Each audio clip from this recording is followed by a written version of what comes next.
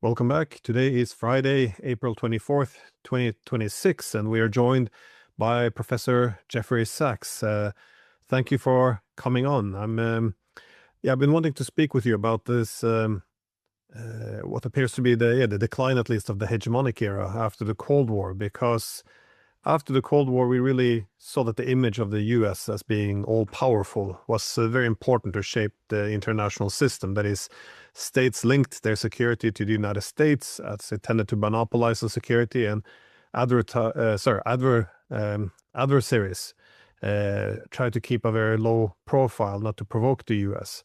But as we know, hegemons become overstretched and exhaust themselves, and it seems this is what Trump wanted to reverse, but with the Iran war, it seems instead it exposed even more so the limits of U.S. power. I was just wondering how do you see this, or how do you assess the longer term relevance of the Iran war?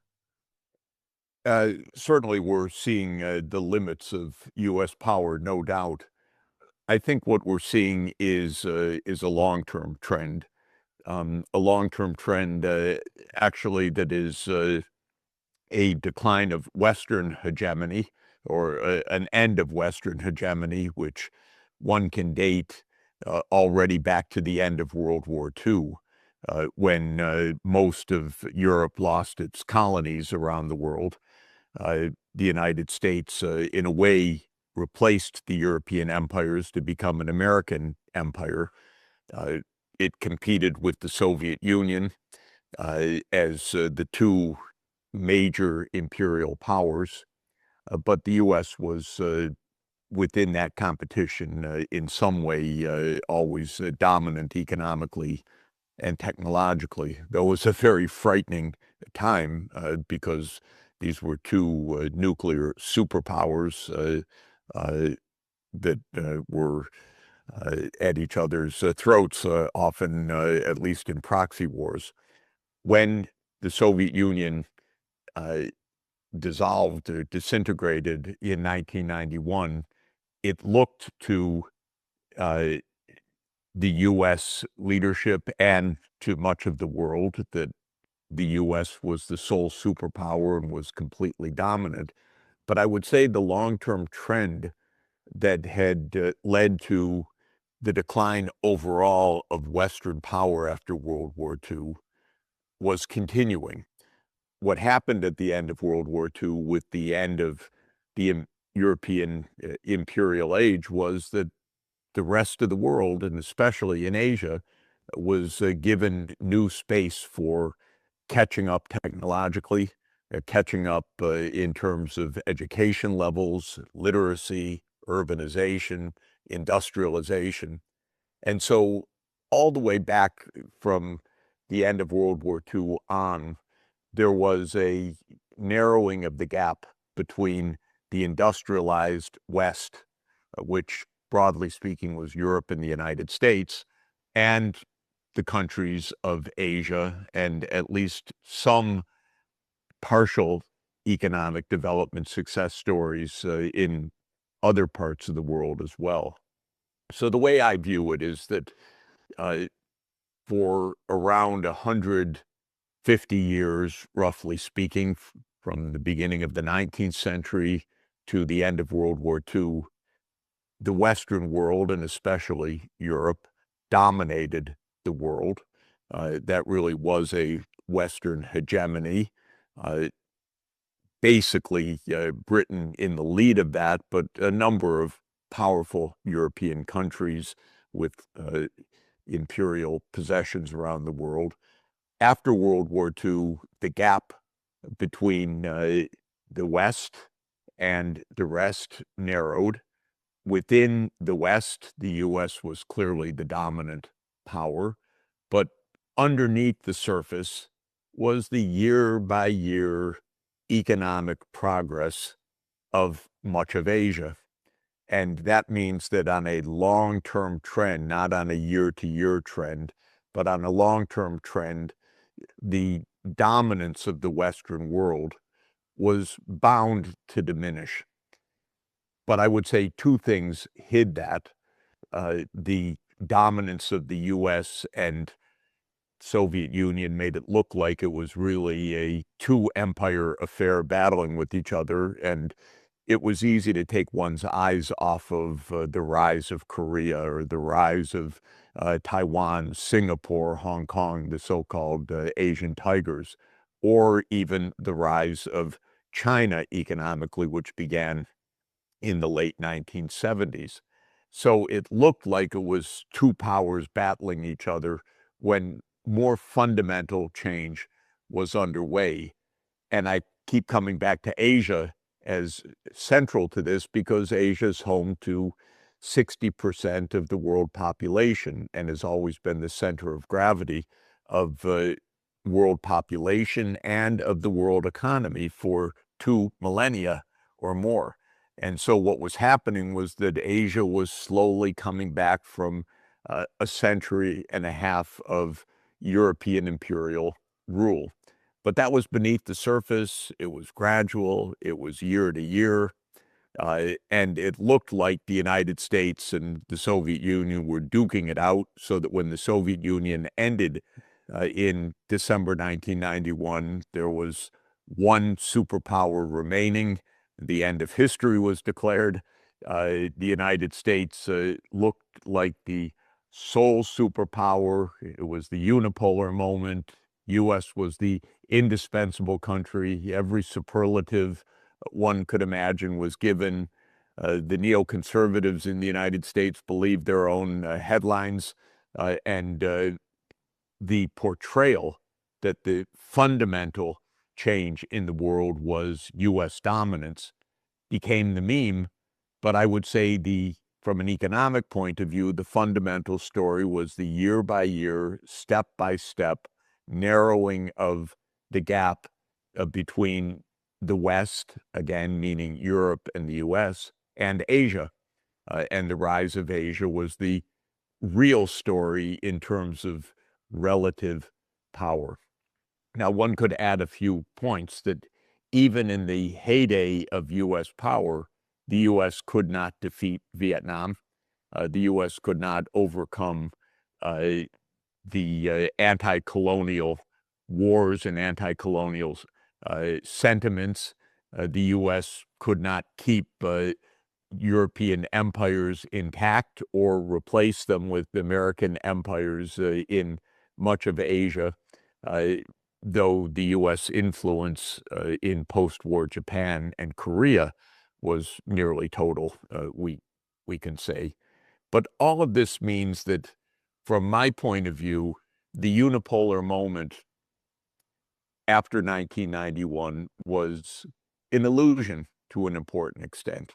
If you were looking at this as an economist, as I was during that period, I was rather routinely saying that Asia is rising and that this is creating a different kind of world.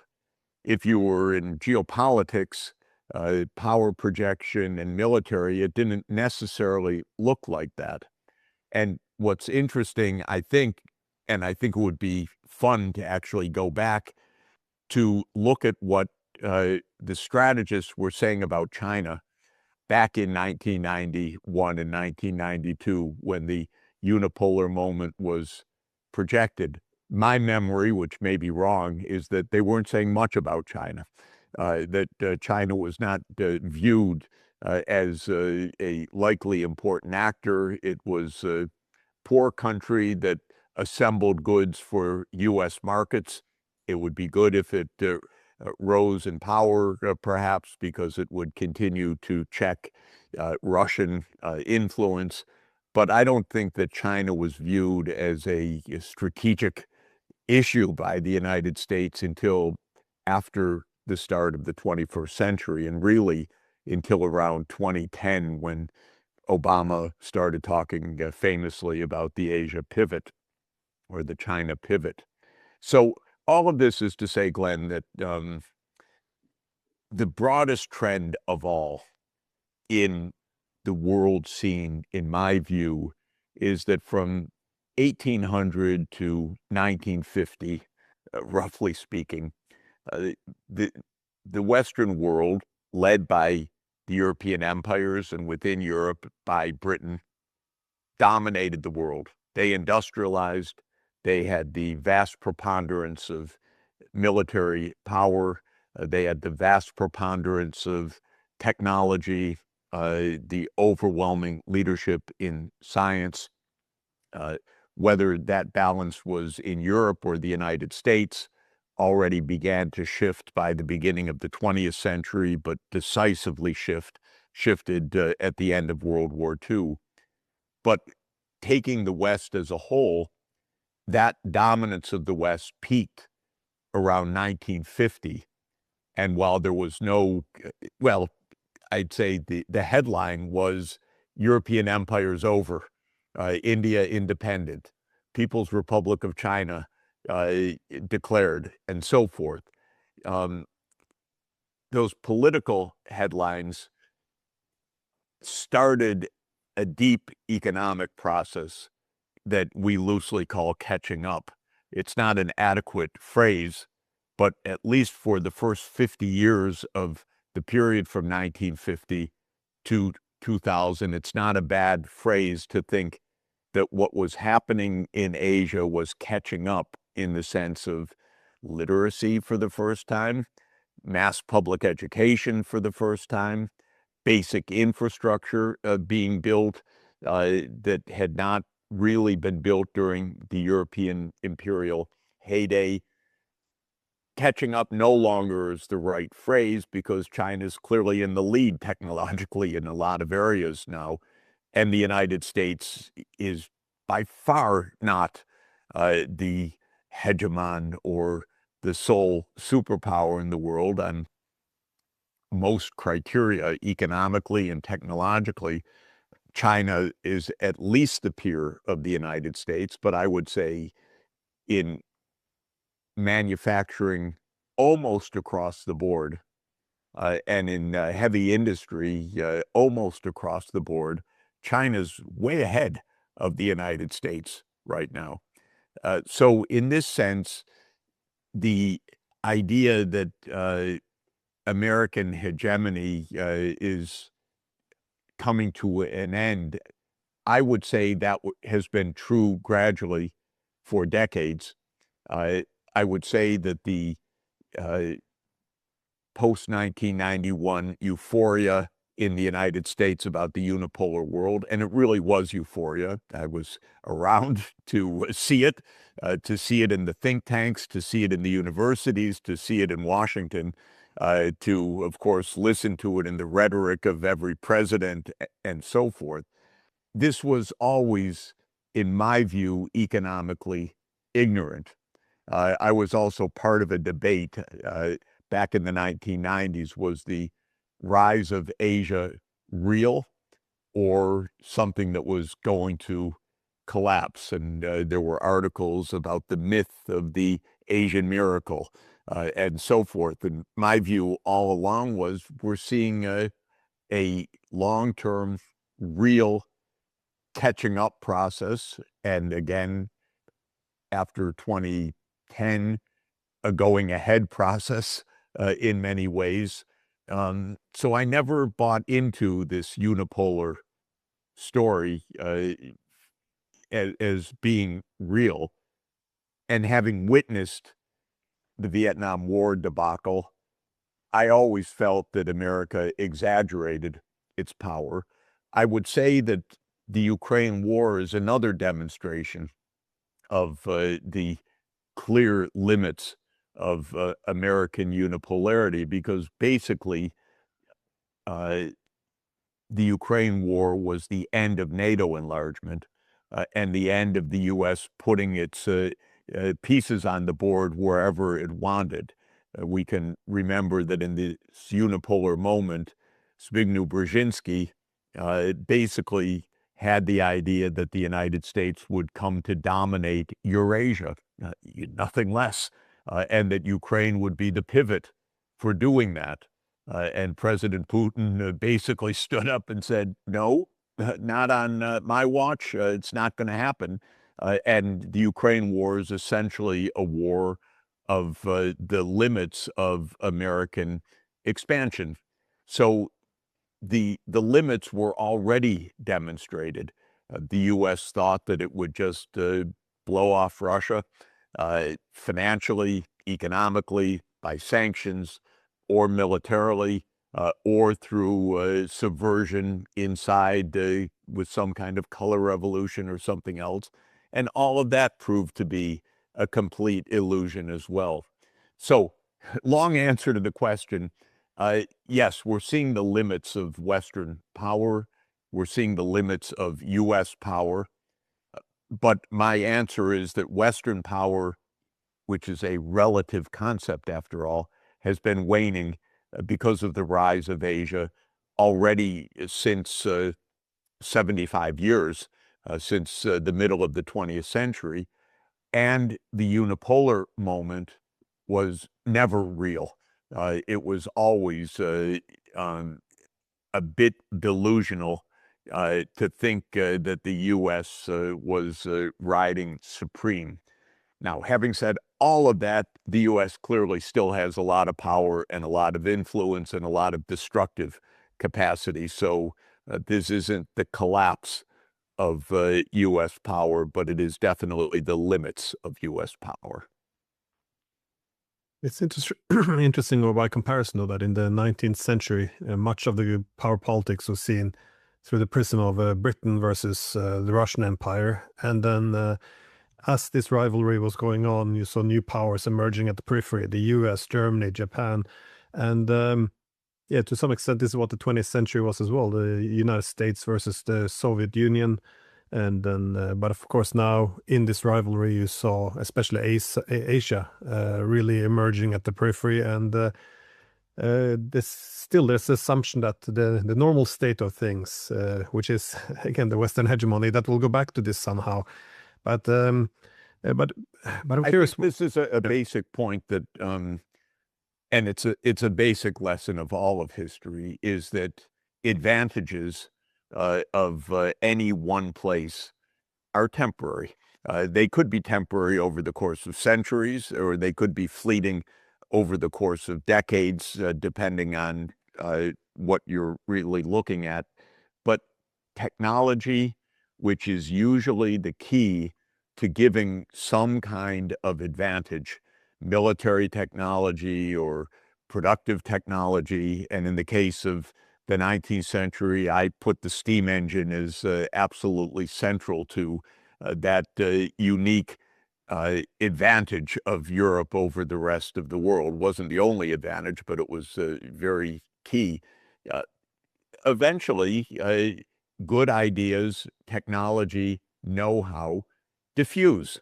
And so keeping a monopoly of power is almost never possible. You can try to hold trade secrets. You can try to limit the exports of high technology, but reverse engineering, copying success stories, uh, understanding the underlying science and technology, this is a worldwide gift. And so leaders find competitors because the basis of that leadership was typically some kind of real substantive technological advantage, very often a military advantage that had come, but then one that was quickly copied elsewhere.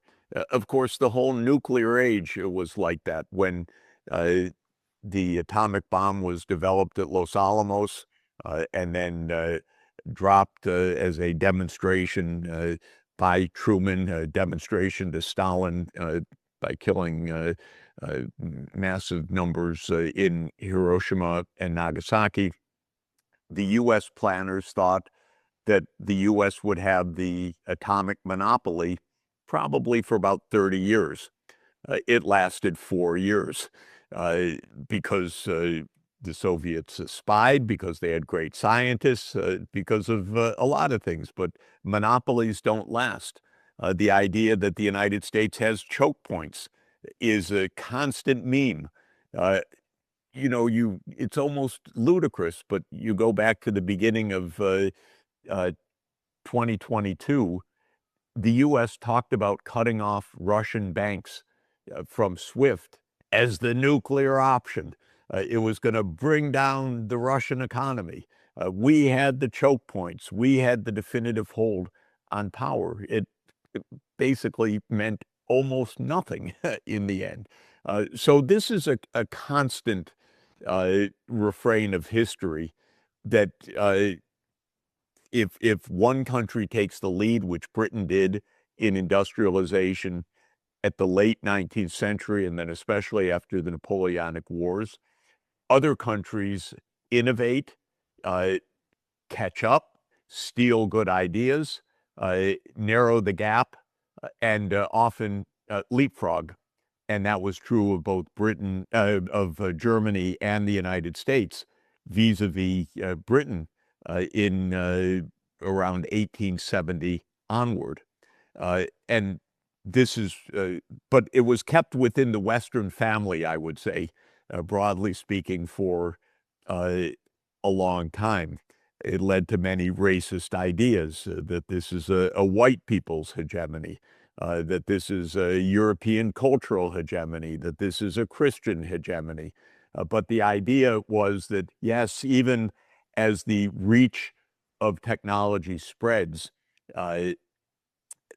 with Germany and the U.S., it's somehow all within the broader family. It's the Western dominance. One country, and one country only, joined that by the end of the 19th century, and that was Japan. And Japan began its own imperial adventures on the basis of imitating the European empires.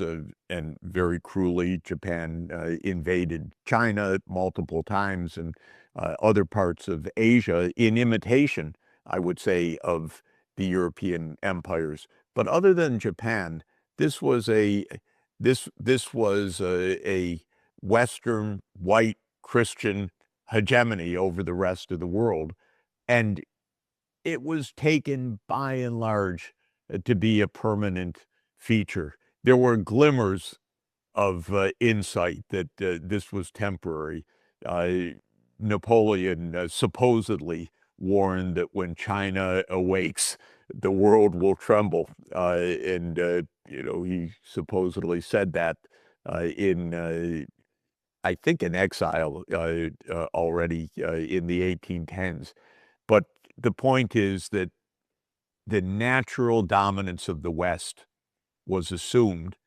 It became very deeply part of the mindset of the U.S. and Europe. After World War II, Europe accepted that the U.S. would carry the lead baton, but still the assumption of Western dominance prevailed. And I'd say it still prevails till today in some mindset change. China is viewed as an absolutely improper intrusion, as something that can be contained, as something that needs to be contained. How did we let that happen? Our biggest mistake was we let China into WTO, is a constant refrain in Washington. We let them develop, as if that's the American choice. But that's also part of this delusion that the natural order of things is the Western dominance. In any event, I think that's over. That's the point.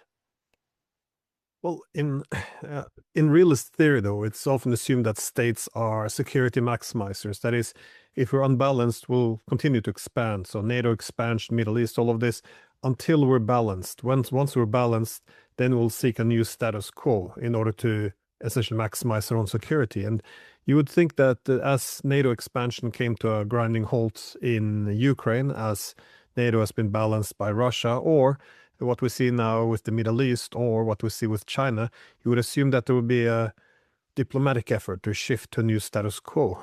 Do you see it?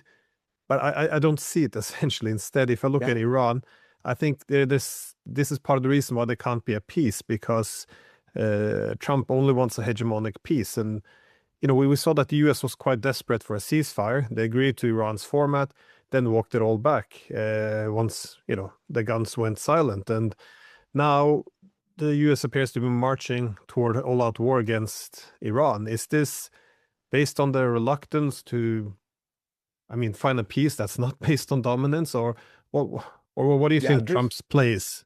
this is a great question, and I think it comes to the varying uh, schools of thought of realism. Uh, there is the uh, school of thought of our good friend John Mearsheimer, offensive realism, which says that you can't really find an equilibrium among the great powers. They're always looking for an advantage. They're always annoying each other. And in John's theory, you end up with what his great book is titled, The Tragedy of Great Power Politics. John says, no, there really can't be a balance of power that's satisfactory. In what is sometimes in U.S. schools called defensive realism rather than offensive realism, the idea that security is at the center, but you can find a kind of modus vivendi of the great powers and a bit stay out of each other's way, and treaties can matter and stabilize things to a bit, is the predominant view. I would say Kissinger was somewhere in between the two. Strangely, Kissinger studied the concert of Europe. This was his great model, the 19th century relative stability of the major powers of Europe through a concert of systematic negotiation and basic norms of behavior. But Kissinger also succumbed to the offensive realism that when the other side is down, take advantage of it. So he was in favor of NATO enlargement in the 1990s, even though he knew it would provoke Russian unhappiness. Uh, and others argue for that prudence is feasible. I think I think what one of the things that makes John Mearsheimer's work so important is that while I don't agree with it myself as um, the necessary description of international politics, I think it's not I think, let me put it positively, I think it's a very good description of the mindset of American strategists. So American strategists don't take enough as a basis for stopping. They, there is a problem in the United States, which is if any other major powers are standing, we are threatened, is the idea. And so the United States has and by US, of course, I mean Washington, and by Washington, I mean mainly the security establishment, uh, has a very a very hard time with the idea that Russia is a stable, uh, great power. It has an extremely hard time with the idea that China is a stable, great power. It's going to have a hard time with India being a great power because in the American mindset, and I think it is, I don't want to overinterpret John Mearsheimer's thoughts, but I think he does portray right the idea that it's too dangerous just to leave these other powers. You can't really trust them, uh, and you should do what you can to undermine them. So John does generally view China as a threat that we should be doing what we can to contain. I disagree with that viewpoint, actually, rather deeply, because I don't view China as a threat to the United States at all. And so I would like to work on cooperative accommodation in a number of ways and stay out of each other's red lines and stop the United States stopping from arming Taiwan and many other things that I think would make the world a lot safer. But the American mindset is It's a dangerous world out there, and we have to push wherever we can. And we have caricatures of that. Our most caricaturish senator, who is a warmonger for every occasion. If you want a new war, you trot him out, is Lindsey Graham. He's always saying, we need more war. Don't stop. Escalate. Whatever it is, whether it's Ukraine, whether it's Taiwan, whether it's Iran. And there is a course like that. Uh, One theory is they get campaign contributions from military contractors, and so they're mouthpieces for them. They're warmongers in other ways. But there's also an idea that America should be the unipolar power, and that it should fight its way to do that if necessary. And it should put a stick in the spokes of any other major power to tie that power up in knots and create trouble for it. And that, to my mind, is an accurate description of American foreign policy making and statecraft, but also a disastrous approach that is unnecessary, destabilizing, and ultimately dangerous for the United States itself, not to speak of all of the rest of the world.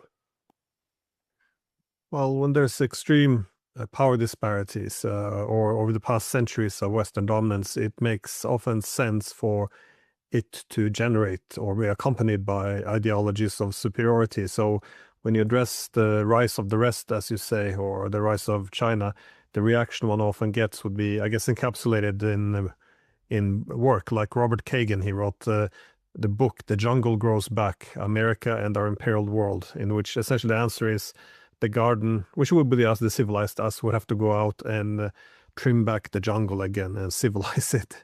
I mean, this is This is the a very deep ideology.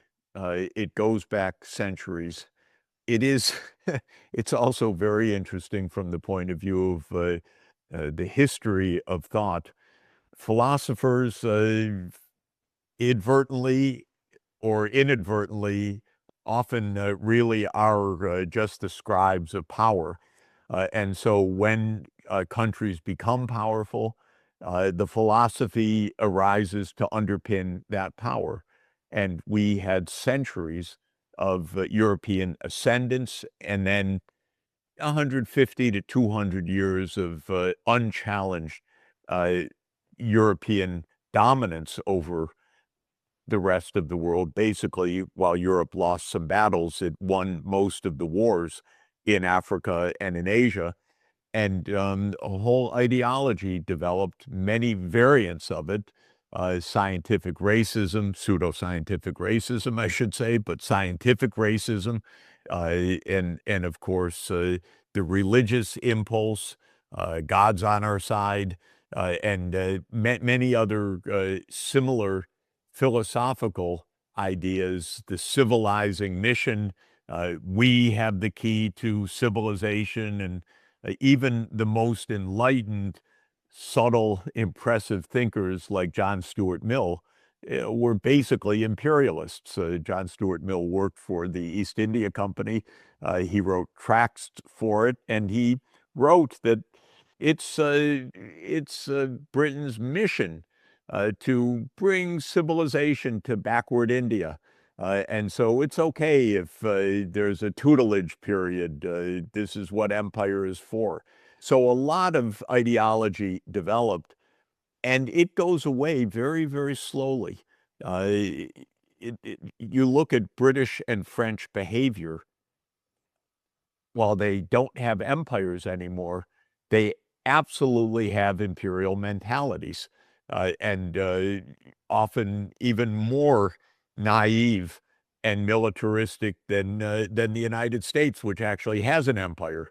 But British Russophobia and Britain's drumbeats of war against Russia in Ukraine is they're even louder than in the United States and cruder and more simple-minded, but they come from a longer period of empire. the idea that British dominance is natural, inevitable, that Russia was the enemy of British dominance, and they still continue that battle, even though they're an island, not an empire, it would be humorous if it weren't so dangerous. Well, in the 19th century, John Stuart Mill advocated for a liberal empire. Today, we have NATO advocating for liberal hegemony. So there's some consistency in history, though. I say we learned everything we know from the British Empire, everything America thinks it knows from the British Empire. And actually, the links are very direct, of course, language, culture, direct education. It's all there to be seen. And if Bill Clinton was a Rhodes Scholar and Rhodes was the great imperialist of Africa, great in the large at the beginning of the 20th century, Clinton sucked that up at Oxford. So that when he became president of the United States in the 1990s, he was filled with American grandiosity that he had somehow learned from the British experience. Well, you have a big day there in New York, so I want to thank you for taking the time to speak with us. Of course, anytime.